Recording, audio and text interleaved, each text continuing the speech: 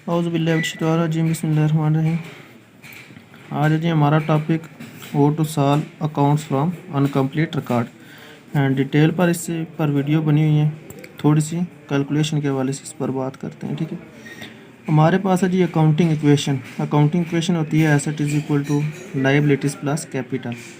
अब इसमें हमारे पास जैसे अगर हम ये पेपर की प्रॉब्लम देखते हैं, कोई भी चीज़ या बुक की प्रॉब्लम की अगर बात की जाए यहाँ पर हमारे पास हमें जो चीज़ दी होती है वो एसेट दिए गए होते हैं और लायबिलिटीज़ दी गई होती है।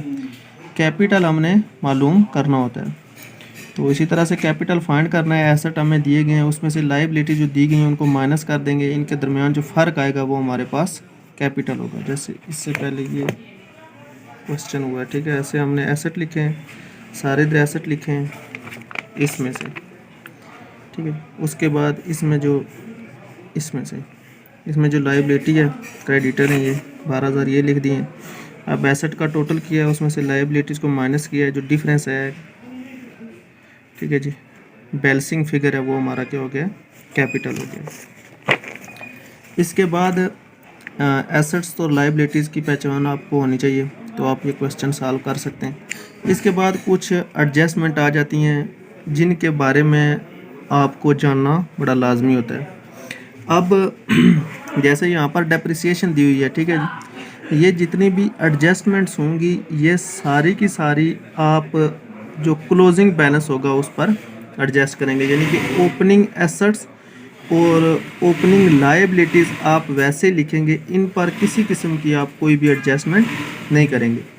जो भी एडजस्टमेंट करेंगे वो सारी की सारी आप अच्छा, जैसे ये डेप्रिसिएशन बिल्डिंग, तो बिल्डिंग हमारे पास ओपनिंग भी है और क्लोजिंग भी है।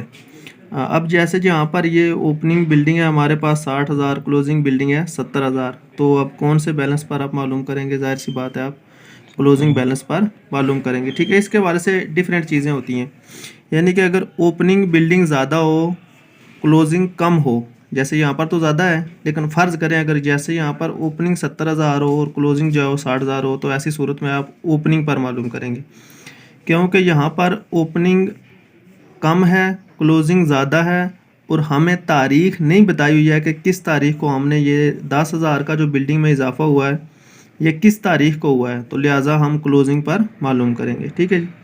इसी सूरत में कोई भी जो डेप्रिसिएशन दी गई होगी वो इसी तरह से आप मालूम करेंगे। जैसे रेट पर अनम दिया हुआ है, जैसे हमें बताया गया हो कि ये जो डेप्रिसिएशन मशीनरी है, एडिशनल मशीनरी है, ये हमने जून में ख़रीदी है, जुलाई में ख़रीदी है, तो ऐसी सूरत में 60,000 पर पूरे साल की मालूम करेंगे, और वो जो एक्स्ट्रा 10,000 है उस पर हम 6 महीने के लिए मालूम करेंगे। लेकिन क्योंकि यहाँ पर कोई डेट नहीं दी हुई है, लिहाजा आप क्लोजिंग पर ही मालूम कर लें। उसके बाद दिया हुआ है कि ये ड्राइंग है, ड्राइंग का आपको फार्मूला पता है कि आप इसका जो फार्मूला होता है वो आप लिखते हैं जी क्लोजिंग कैपिटल, उसके बाद उसमें ऐड करते हैं जी ड्राइंग, इन दोनों का जो बैलेंस होता है उसमें से लेस करते हैं आप ओपनिंग कैपिटल, और लेस करते हैं आप फ्रेश कैपिटल को आप एडिशनल कैपिटल भी कहते हैं, यानी कि जो नया कैपिटल हम लेके आते हैं। इसके बाद ये जो हम स्टेटमेंट बनाते हैं जस्ट लाइक बैलेंस शीट की तरह बनाते हैं, इसको स्टेटमेंट ऑफ अफेयर कहा जाता है, जो अनकम्प्लीट रिकॉर्ड के तहत बनाई जाती है।